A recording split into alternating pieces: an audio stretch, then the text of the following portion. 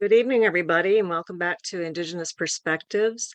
I'm Nadine Grainig, and I'm your moderator for the day, or this session today, and all sessions, actually. Anyway, I want to welcome you back if you've been here before. If not, welcome for the first time. You've picked a really good session to be a part of. This one is called Injustice for Leonard Peltier. And if you're not familiar with the story, I will give you some background information before we start answering or asking our panelists some of the questions that I've got for them today. I want to let you know that this is being sponsored by Save Our Schools Arizona Network. And Save Our Schools is fighting to do just that, trying to keep all of our public tax dollars in public schools to support the education of the more than 90% of the public who want their children to continue going to their public schools in their area. Over $320,000 have already been funneled out from public schools to private schools in Arizona.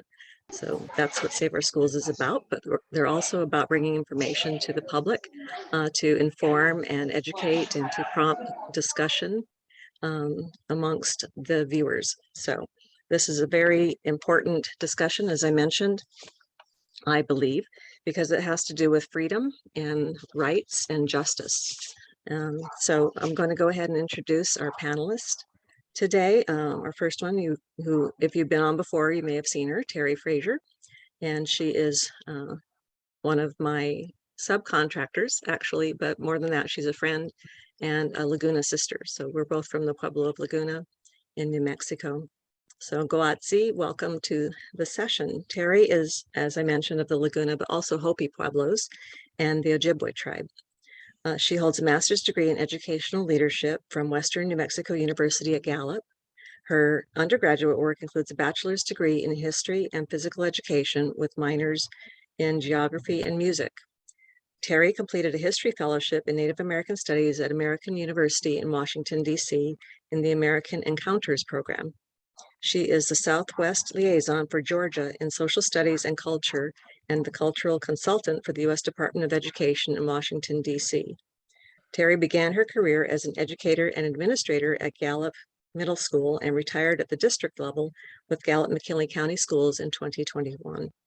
A woman of many pursuits, Terry is an artist and author contributing to publications such as the National Geographic Society. Welcome, Terry. It's great to have you back. Thank you. Sure. And our other panelist today is Sean Griswold, and we're keeping it all in the Laguna family today.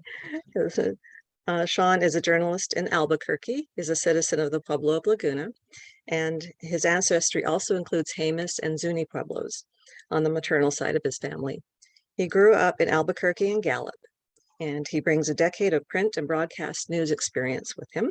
Most recently, he covered Indigenous affairs with New Mexico in depth. Sean reports on issues important to Native Americans and urban and tribal communities throughout the state, including education and child welfare.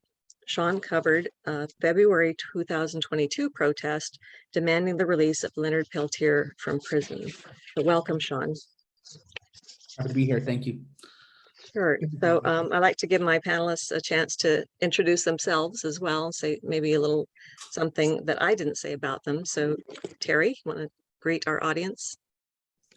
Well, I just want to say good evening and welcome to everyone who are joining us tonight. It's a pleasure to have you aboard here. Yeah, Nadine, you pretty much covered a lot. And so just currently the director of the Gallup Cultural Center here in downtown Gallup, New Mexico at the train station. So it's great adventure to be on. And I welcome Sean. It's good to see you. Yeah. Thank you so much, Nadine. That introduction was really well received, and I appreciate that. And hello to everybody else who's watching us. I am a journalist. I'm a reporter with a publication called Source New Mexico. We're a fairly new publication. We started in August. Also fairly small. We have 4 of us on staff, but we're mighty. We're a nonprofit newsroom organization that has a focus on government and policy issues. And a lot of my coverage is focused on how governments affect our Indigenous communities here in New Mexico. So I do focus a lot on coverage of education issues as well as child welfare, and of course, all the other aspects of life that government affects Indigenous people. And it's things that also just like are impacted by everyday people as well too. And so my focus is really just to present that in a perspective that has an Indigenous lens, because we're affected by everything when it comes to how we live and operate in societies that we live in and the governments that we operate and work with.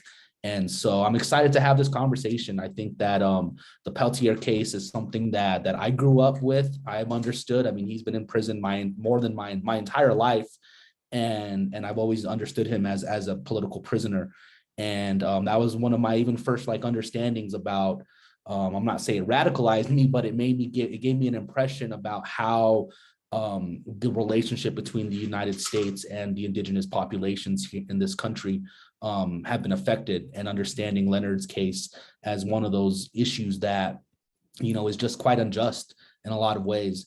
And seeing that and being part of it now and covering it in my adulthood, it's a little disheartening, if I got to be honest, because if this person's been in jail for this long and I grew up and now I'm in a professional capacity to cover it, it's a little bit disheartening to understand that this has been a legacy that's been ongoing. And I think it represents a whole lot of other things. So I'm excited for this conversation and this topic. So thank you for having me. I can tell. Thank you.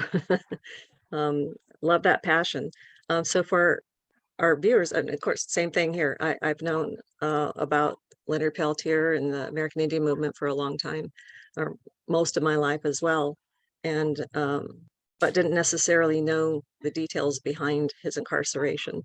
And so I'm assuming some of our audience members are in the same position. So I'm going to read more than I typically do in one of these sessions because there's a lot to be said. But I'm going to go ahead and give you some background information, and then I'll be giving you more information as I introduce or ask questions of our panelists tonight. So please bear with me.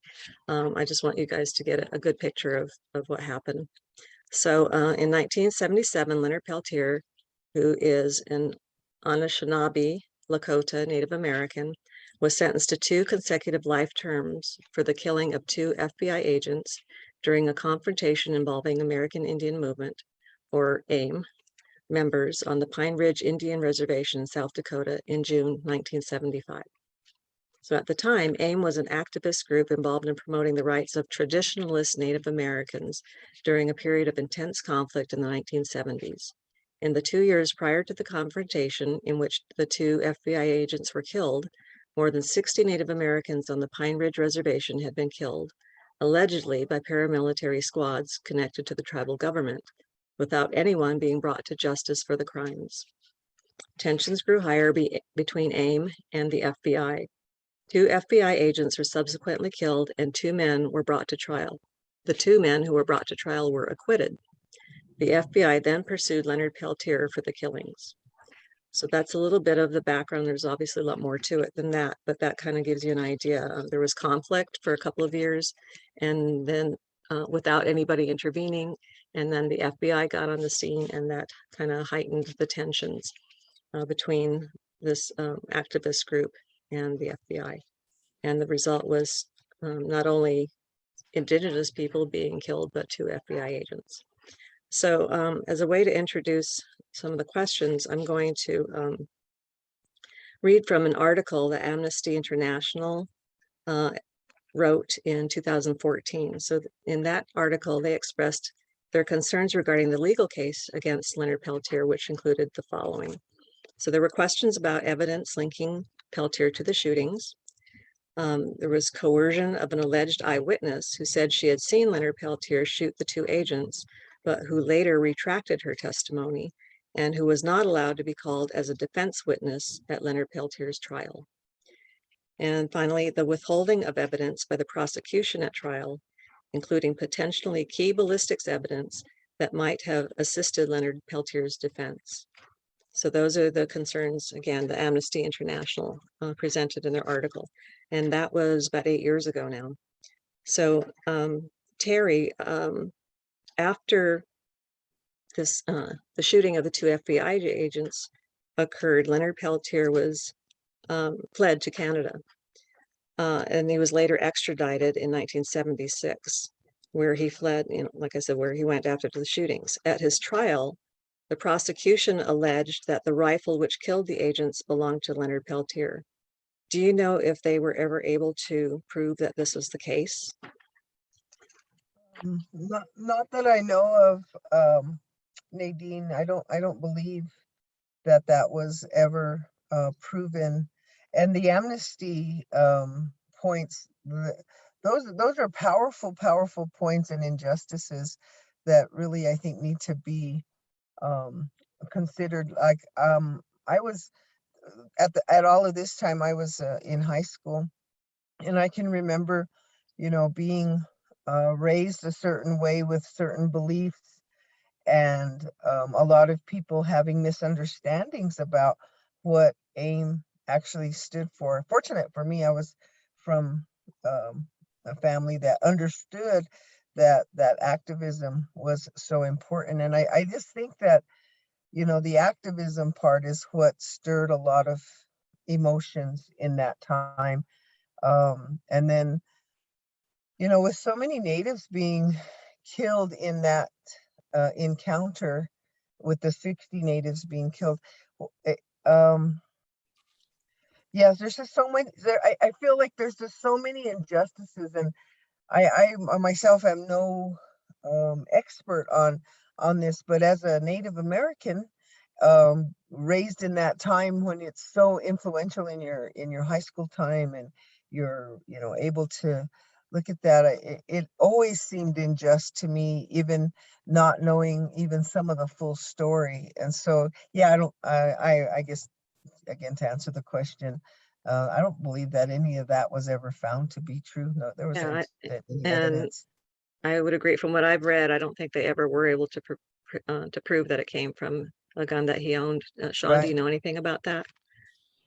Yeah, and not only on top of that, but you also had multiple instances where witnesses recanted statements, or where police or Right. federal agents even changed particular statements that were made during the course of the trial. And there was even an instance where the jury wasn't even alerted the fact that police had changed their story a couple different times.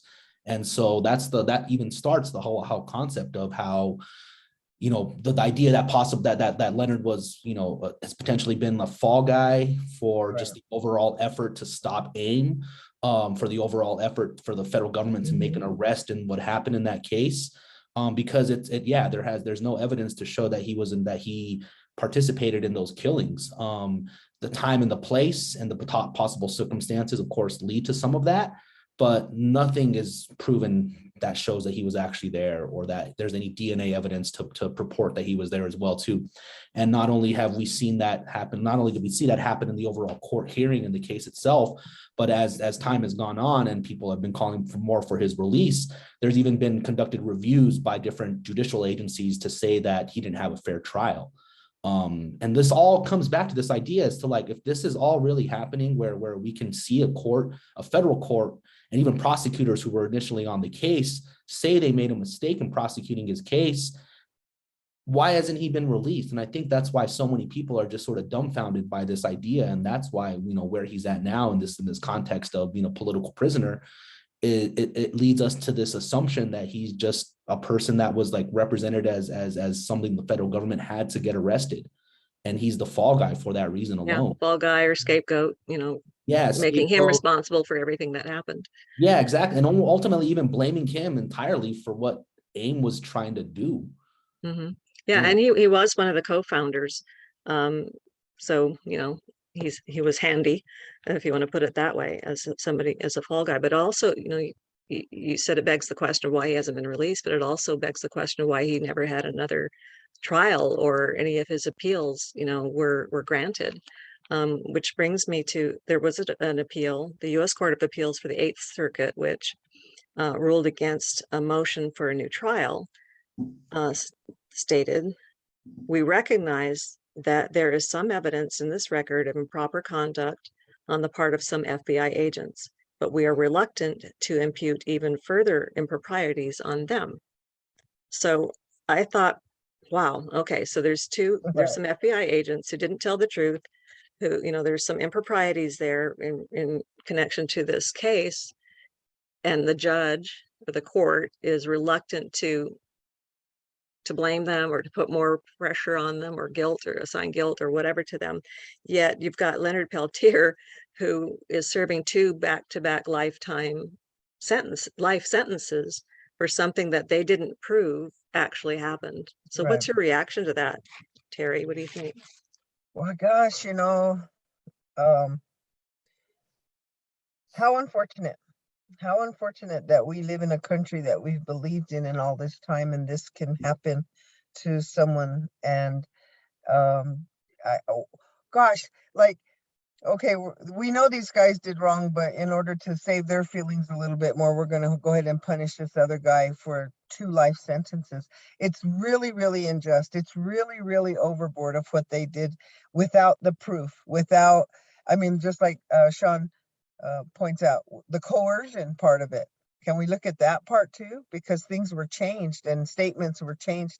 And I just think it's just a travesty in the overall big picture of someone who raised in a boarding school and having that experience as well, and then having to spend the rest of his life incarcerated in a situation that, I mean, beg to differ, very similar to keeping him away from his people, his cultures, his language, all of those things. But I just feel, gosh, how sad. Very sad. Sean, do you have any comment on that? How do you feel about that? I mean, I think it shows the inconsistencies with the judicial system. And I think that that's something that we're always having to check. The system itself is always has inadequacies. I think it's even built to show that it's not going to be perfect. And that's why we have these petitions and these ideas where we can, ask for a retrial or ask for his clemency. And for some people it works. Like there's many people who are released from jail when they're given a presidential pardon. We saw how the judicial system can even be exploited to favor people who are in the good graces of an administration who can offer that. Like we saw that with the last president. Donald Trump pardoned, Roger Stone and individuals who were, plotting against the United States. And if Leonard Peltier was friends with Donald Trump, perhaps he would have even had the same clemency granted to him. But it just shows overall that the overall system itself is imperfect. And for them for that imperfect system to affect an individual's life, to make him a symbol, a martyr in so many ways, it just doesn't seem quite fair. And honestly, like it distresses me, if I'm being honest, because he's not the only person that's in jail, incarcerated for issues that something he didn't even do.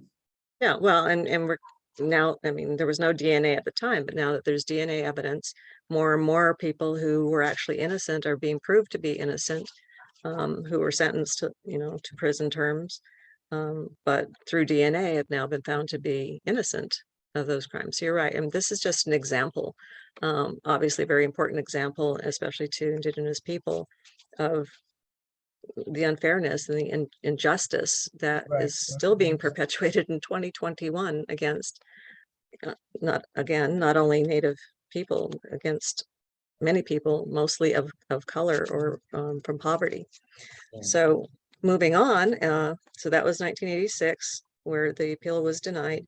In 1993, an article entitled Native American Struggles, Leonard Peltier and Norma Jean Croy, and the scholarly journal Social Justice stated the following: United States federal agents threatened the life of a mentally disturbed woman named Myrtle Poorbear, implying that she would have her hands cut off and worse if she didn't sign an affidavit saying that she was Leonard Peltier's girlfriend and that she saw him execute 2 federal agents.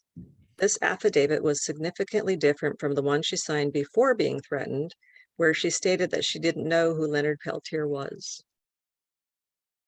So again, it's a case of changing testimony, but in this case, it's even worse if this is true, that she was threatened.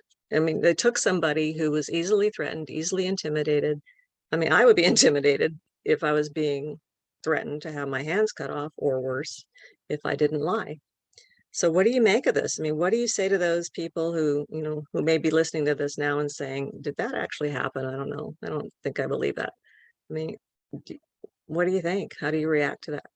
Somebody who may be thinking that, or even just the fact that this this journal article says that that's what happened. Either of you. Yeah. Again, I think it just goes back to the idea that it's a very imperfect system. And then another topic that Terry was just discussing, led me to this, the statistic that Native American individuals are incarcerated at a rate 3 times higher than other races in this country. Like, we've been criminalized since the very foundation of first contact with European settlers. Right. Even before there was jail systems and court systems and everything, we've always been the enemy. And so, that period in time, I can only imagine what the relationships were like between, settlers and Native American people, because of people like Peltier and what AIM had done, and people before me. I live in a different period where it's at least, it's less hostile, I can say, in a way, but it's still not perfect. But during that period in the 70s, I can only imagine that. And because that wasn't my experience, is why I say I can only imagine the attitude and the lack of respect, and the concept that Native American are just inhumane and not worthy of the rights that other individuals are given, that police felt even comfortable doing that to that person, as well as also plotting to frame Peltier and other members of AIM. They just didn't even recognize us as people. Mm-hmm. And that was what, 40 years ago, 50 years ago? Mm-hmm. I mean, it exists to this day in other areas of life, but at that time, I can only imagine what it was like. Yeah, and I'm sure the FBI, sorry, I'm interjecting here, but I'm thinking the FBI had its reputation that it wanted to uphold, which could be, a reason why they would do whatever they could to ensure that they got somebody convicted for these 2 killings. Terry, go ahead. Yeah, well, I think that, we're in an age of, there's deep concern about what's taught in classrooms these days. And there's big conversations about who gets to tell their story. And I think that because so many states in our country have standards that don't go beyond Geronimo, not only are people unaware of anything right after Geronimo, but they're not really aware of these issues either. And these issues have been going on. The social injustice is pretty crazy. And unless you've been there and unless you've lived that and you feel that as a Native, it's really, really hard to just kind of sit down and have a casual conversation without getting your blood pressure up a little bit, because the story, our story and our beliefs have not ever had the chance to be fulfilled in the way that they should have been, or they would have been otherwise. I think it's hard for even some of our own younger Native people to understand that these feelings run way deep. But I look at young entrepreneurs, young, brilliant people like Sean, who get it, who understand that, and who are in a position to be able to help others. That's what we can do as Natives, to help each other understand exactly the America we grew up in. And it's sometimes hard to face. It's good and bad, and I just think that as if we could just tell the truth, and if we could just move on and get to, appreciate each other and be better people and just be kind to each other, I think that all of this misinformation, the systems being bad, the whole, systemic, all this kind of stuff, it leads to where we're at. We're having this discussion still in 2022. Yeah, because the barriers haven't been brought away. down, and we haven't been able to share our stories and meet each other on a human level. Right. But when like Sean said, when people think of Natives as less than human, it's hard to have them come to that table. I'm assuming, if that's their attitude. I have a question from Facebook. Can you provide information about Leonard before the incident? What was he doing earlier in his life? Sean, maybe in some of your research preparing you to cover his story, that you came across some things he was doing. I know he got into AIM awfully young, but do you have anything that you can share?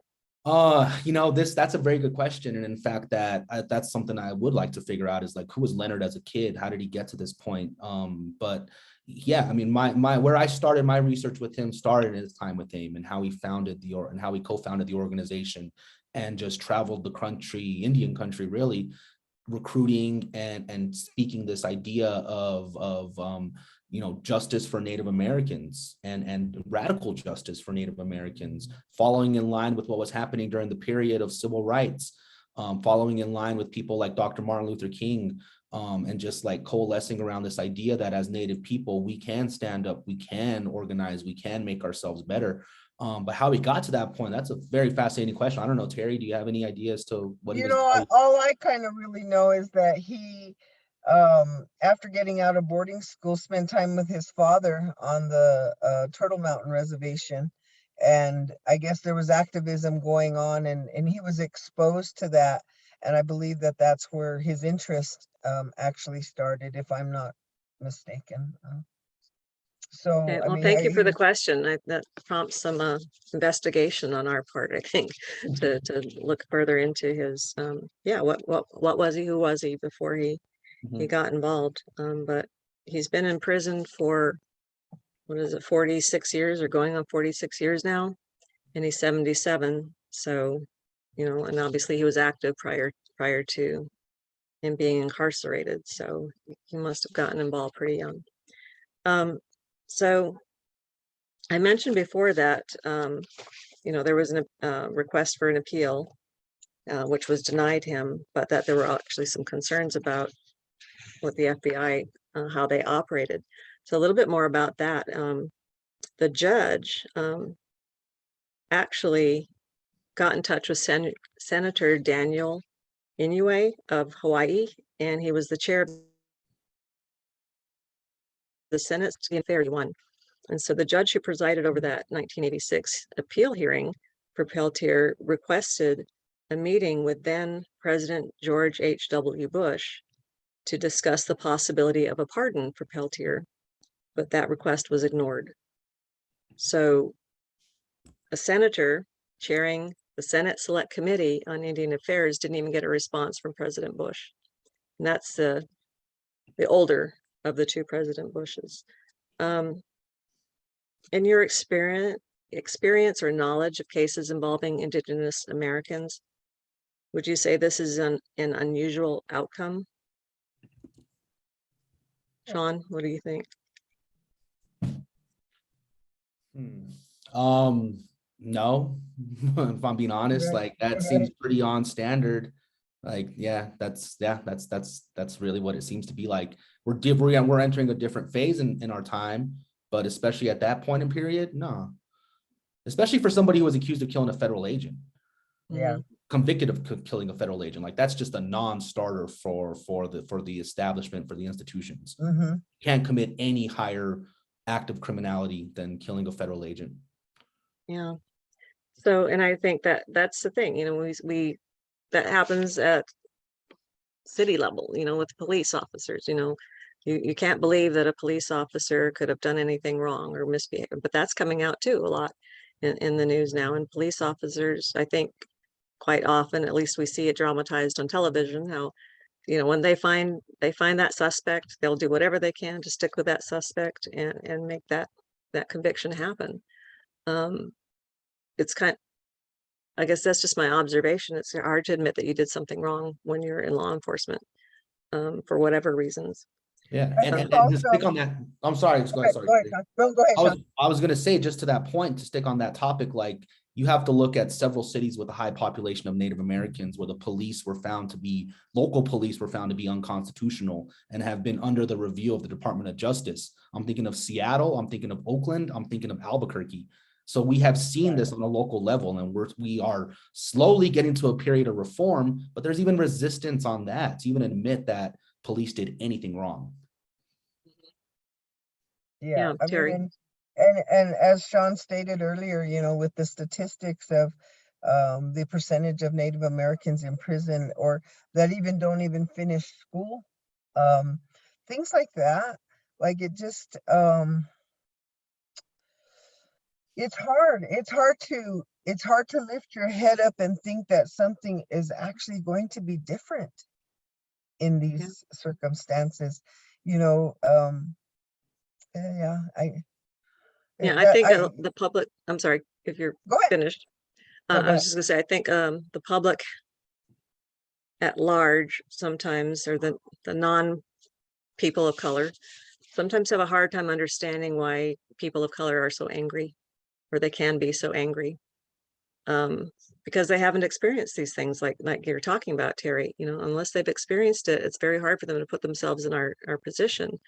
And I think they'd be angry too if they were being met with these injustices. And I remember even young Native people can be put in jail, be arrested, put in jail for something, and sit there with no attorney, no due process, and just sit there being incarcerated without having been proved guilty. I know I've had cousins who've experienced that. And I've asked my aunts, well, what are they doing about it? And they said, nothing. They're just there. They're not processing them through the system. And I believe we're supposed to be afforded, a speedy, process, so that if you're not guilty, you can go free. And if you are, then, you get taken off the streets. Well, I just think too, like with Leonard Peltier, total victim of the system mhm. that put him in boarding school. And that wasn't a positive experience. And so he comes out of that having negative experiences, and then, quite possibly could, have seen some activism and wanted to, like, yeah, I want to do better. I want to do better for my people. Not because of, just, I don't know. I think we have that inherent in us to be able to want to do that better. But unfortunately, a lot of the DNA from the bad times is still in us too. And so it Oh, triggers we haven't recovered. behaviors. Yeah, Yeah. Mhm. gosh, this have For been sure. happening a long time. Yeah, I've got another question from our audience. Has Peltier been able to continue his activism in prison? Do we know about? Well, I Um, know that he's a stupendous artist and he's been Oh, helping with other things, but maybe Sean, you can elaborate a little bit more. no, I was just gonna say by his identity as being this political prisoner has sparked several different types of people who are understanding the struggle for Indigenous people. He's by people calling for his release. You have people from all over the world, Mother Teresa, the Dalai Lama, Nelson Mandela. Like these are people Right. who are major, impactful figures who have pointed towards Peltier as being a victim of this injustice criminal system. So even if he's like not actively working on, with an organization or hosting events, his presence of just being in jail has sparked a lot of organizing and people around him. and still we can't get a pardon for him. Even Obama, who you'd think more than any president since Peltier's been in prison would have pardoned him, but he passed, and I don't know why. Another question, Alvin Bitsui asks, what kind of research has Sean done? Has he written articles? Yes, and I was about to refer to one. What sources has he used? So Sean, I'll Um, let you answer that. Yeah, so several sources that I use. I like to follow with the coalition that's looking to release Peltier. It's the SaveLeonard.org.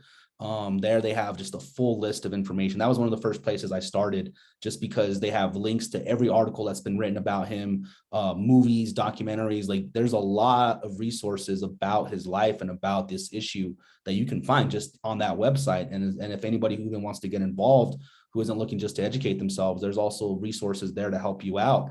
And these are people who have been connected, who know Leonard from back in the AIM days in the 70s, who are still alive, who are still working to make this grow.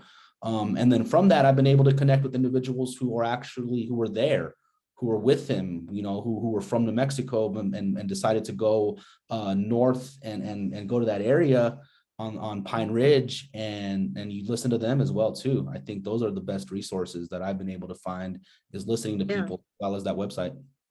Right. And Sean, you know, I read your article that you wrote that I mentioned at the outset in February, and Norman Patrick Brown is one of those people that you met. And I think you asked him what he was going to say to his friend when he sees him for the first time since 1976, because I guess he was planning to go and visit him. So he was quoted as saying, "I'm going to tell him I never gave up on him for 46 years, that I prayed for him every day, that when I was younger, I was willing to take his place," he said, "that I love him for who he is. All my life, I defended him."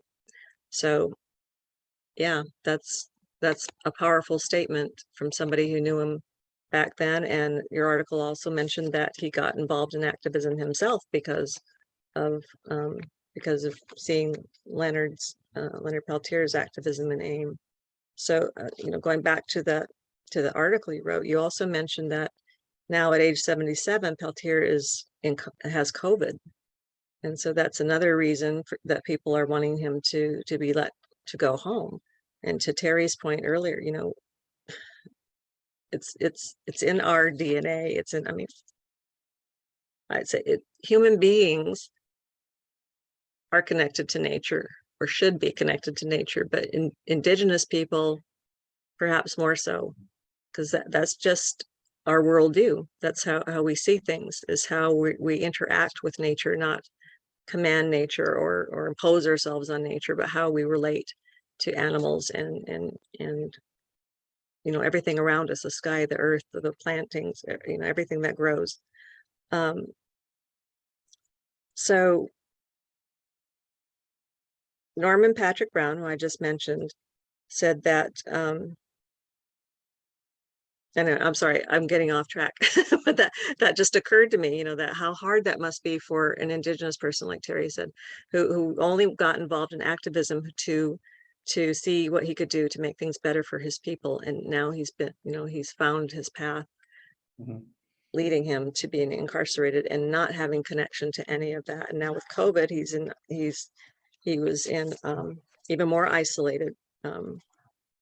So again, back to Norman Patrick Brown, he said, "My sense of justice took me there." He's talking about going back to Pine Ridge. He says, "It was heartbreaking to hear the reign of terror in Pine Ridge at the time, where people were getting assassinated, killed, murdered, beaten up because they were American Indian movement members, sympathizers, and supporters."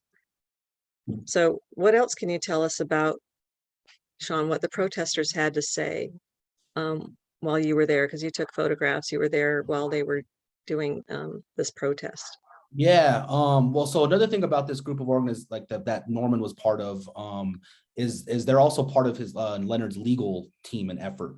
Like a coalition of people who are lawyers, who have become lawyers since their time in the 70s, who are actively working to petition the government to get him out of jail. And so that's another thing that Norman is part of. He's not an attorney, but he's part of this overall coalition that has roots based in Albuquerque, who are just going through the legal means that are necessary. And it's also a collective of people who are non-Indigenous who are part of that as well too.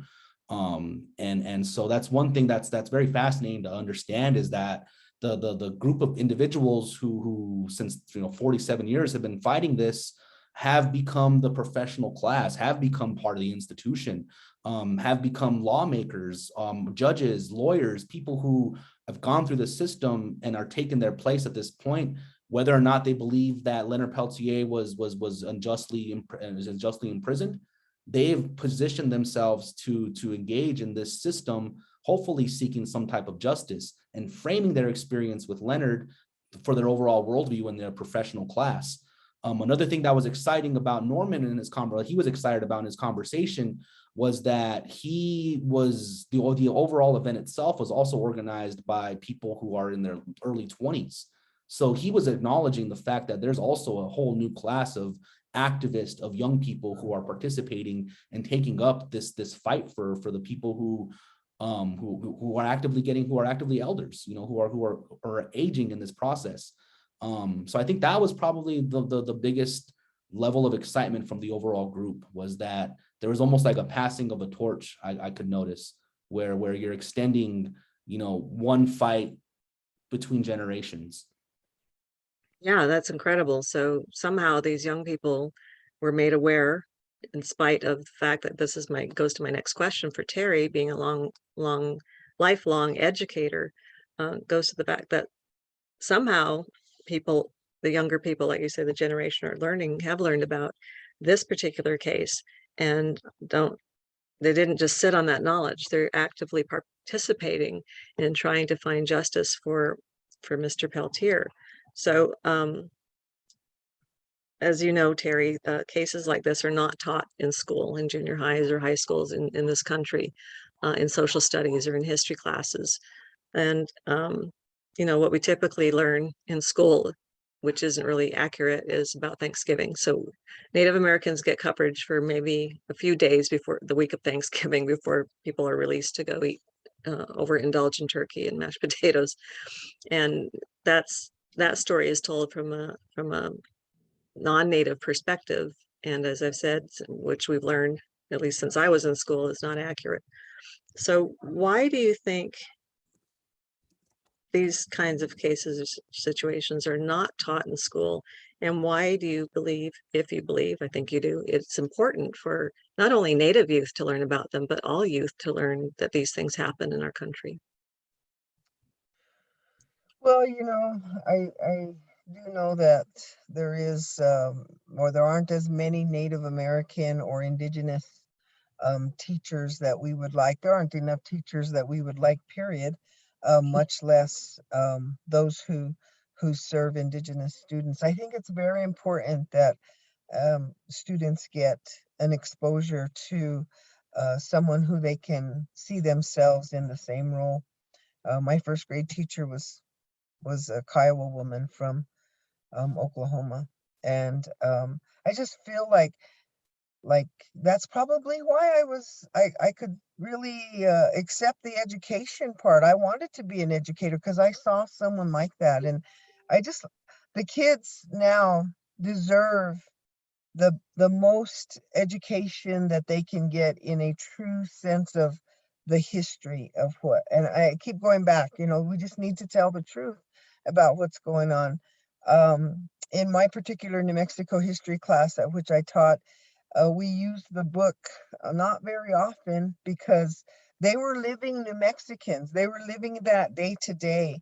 And I think that as we raise our children and teach our children, we have to instill certain values within those realms. And when kids are exposed to expectations or test scores or things that make them not be themselves genuinely, I think we're missing the boat. And I think that if we go into a more meaningful education, New Mexico just adopted new social studies standards. What if like a fine line that had to be crossed with publishers and states and tribes, and at least some of it got changed. And it's through advocacy and those who are willing to speak out. I think it takes a lot to put yourself in a position to just advocate. And I'm a total advocate of our children and what they learn about themselves and their own history growing up, because the majority of them are in public schools. And if they're not in public schools, they're in reservation BIE schools.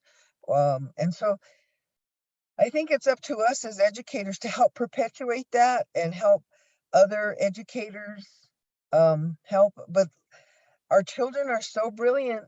I look forward to the future of Sean's children being, just the movers and the shakers, because I think this generation of mine is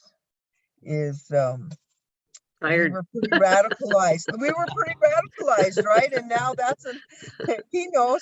But um, we were passionate, I guess is the way I want to say it. And let's hope that that passion has been um, taken down a Carries couple through. of generations, right? Because we would want it to really get excited. And it seems like the kids now, hey, they're so smart. I got to give it to them. Gosh, so talented. Yes, true. We had the same thing a few years ago in Arizona. We had our social studies standards rewritten, and there were calls for people to have their input into that. I don't think I heard or people complained that not a lot of Native people gave their input, although some did. And I think it's probably has something to do with that. What good is it going to do? I'm going to say this, Well, but it may not be acted upon anywhere. Probably won't listen to me or be acted upon. so like in New Mexico, a little different than Arizona, we have the Indian Education Act, which, helps We do guide too. things like that, and then we have the Yazzie Martinez lawsuit, which is identifying, the lack of support and the lack of everything that was needed for the Native children. And I I look forward to things moving forward with the legislature just finishing now and giving the funding that it's going to take to make those changes. Um, it's an exciting time, I think, in New Mexico that we can look forward to something for once, that there is funding there and there is support there. Let's just see how we can make better things happen. Yeah. Well, yeah, I'm somewhat envious of New Mexico and for that. That they are putting funding behind the act because that doesn't happen here in Arizona. It hasn't happened. Sean, do you have anything you'd like to share about what you think should be taught or that these things should be taught in school? Because I am working for Save Our Schools Arizona. It's a K-12 supportive organization. So I want to bring it back to education. So do you have anything to say in response to that? Yeah, and I think that I feel fortunate as a New Mexican, even though I went through the public school system that was sued and is now having to correct itself because of a settlement. But the fact that that case exists, kind of coming back full circle to this whole idea of like how the judicial system operates, to see, on this one extreme, Peltier facing this life, double life sentence, to this other thing where the state of New Mexico has to reform its education based off a judge's order.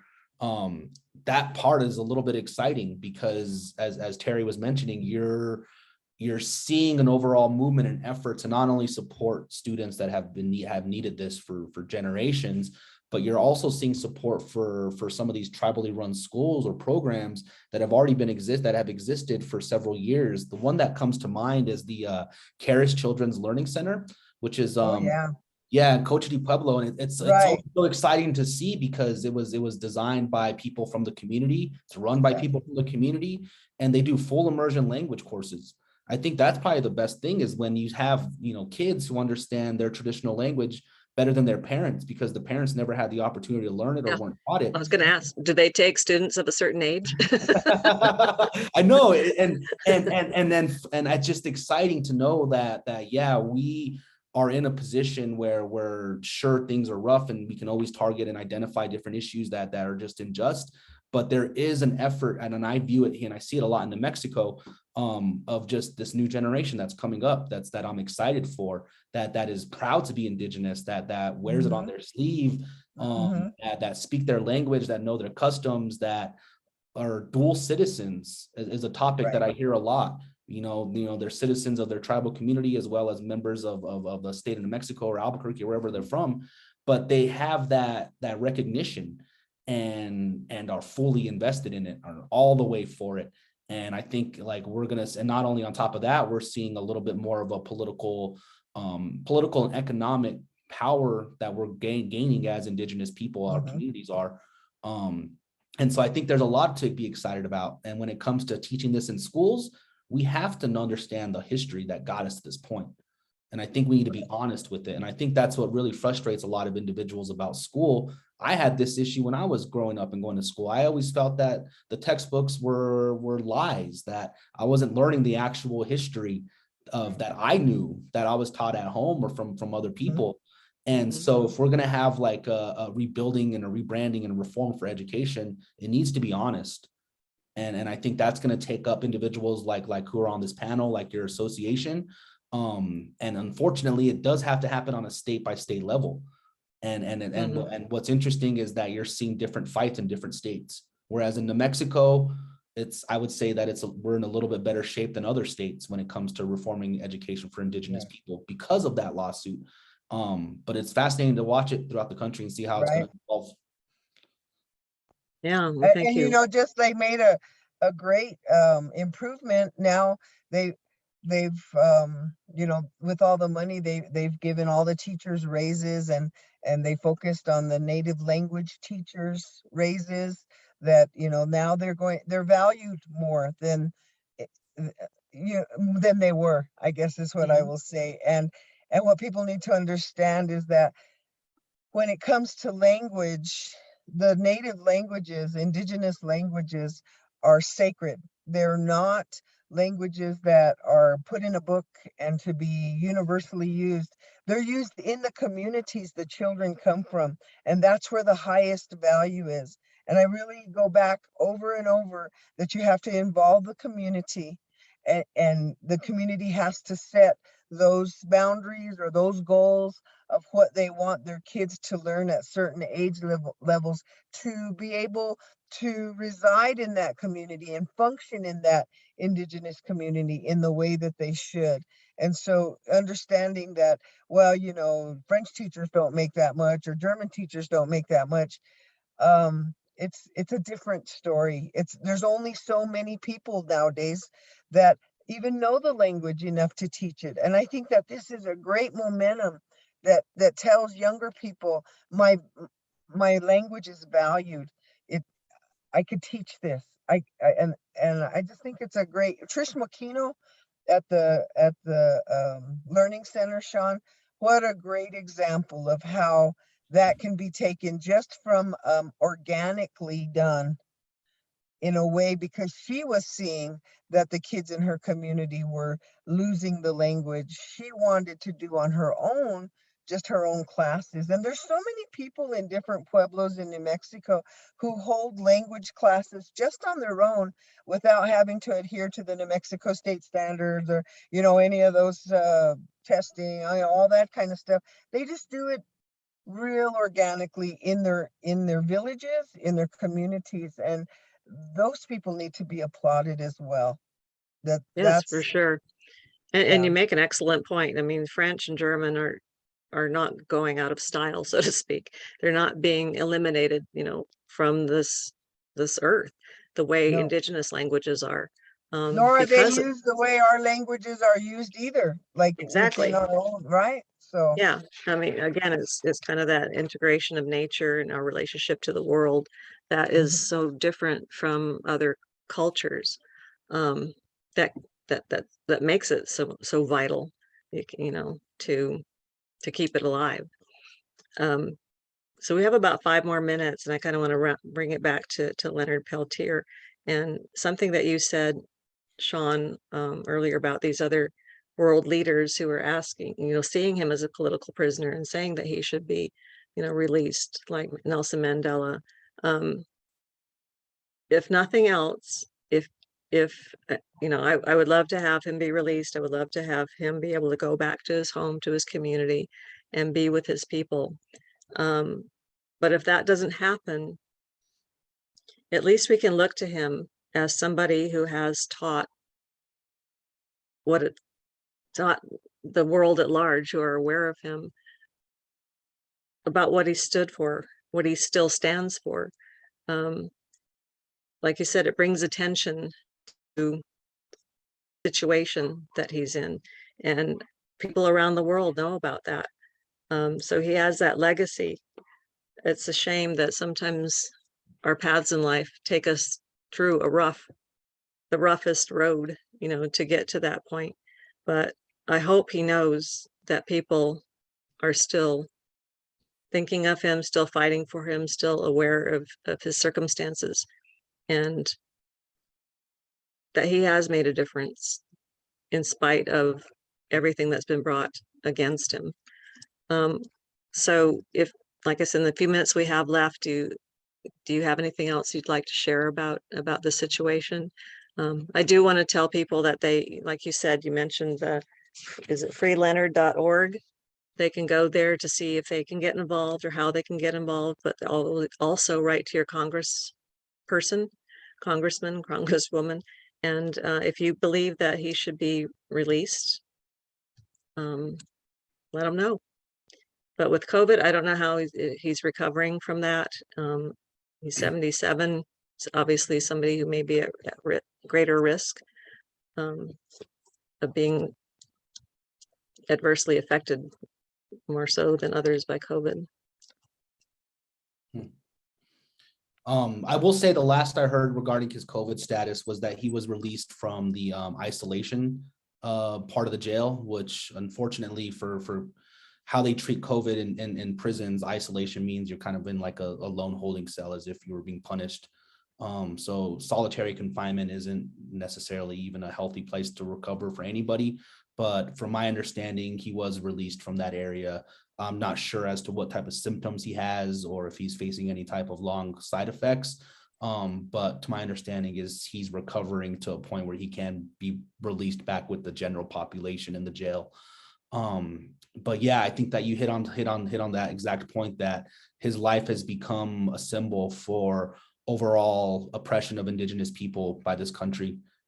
We from the first contact to settlements to genocide to putting us on reservations to then criminalizing, a large population of our people. I think he's going to always have that symbol of being a person who has experienced those things that so many of us, our relatives, face every single day.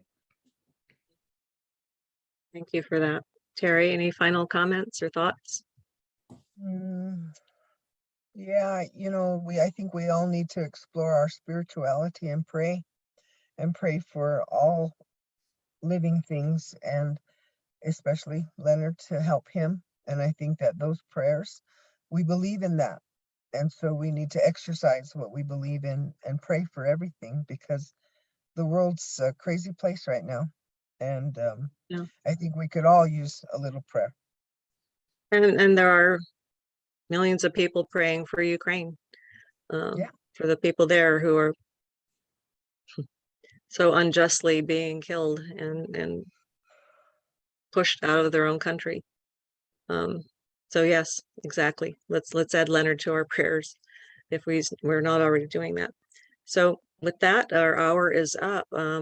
Thank you so much for a robust conversation.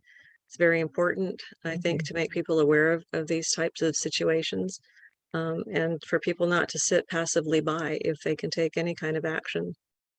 Hopefully they will. Thank you for being with us tonight. We always record this, so if you know of anybody who missed it, they can go to SaveOurSchoolsNetwork.org and or go onto YouTube and find the Save Our Schools YouTube channel, and all of these Indigenous perspective sessions will be there for you. And I also send out the link to the recording through my listserv. So thank you, panelists. Wonderful discussion. I appreciate your time and your efforts in trying to make this world a better place, and at least, if not better, more informed. So thank you. Take care and see you again soon.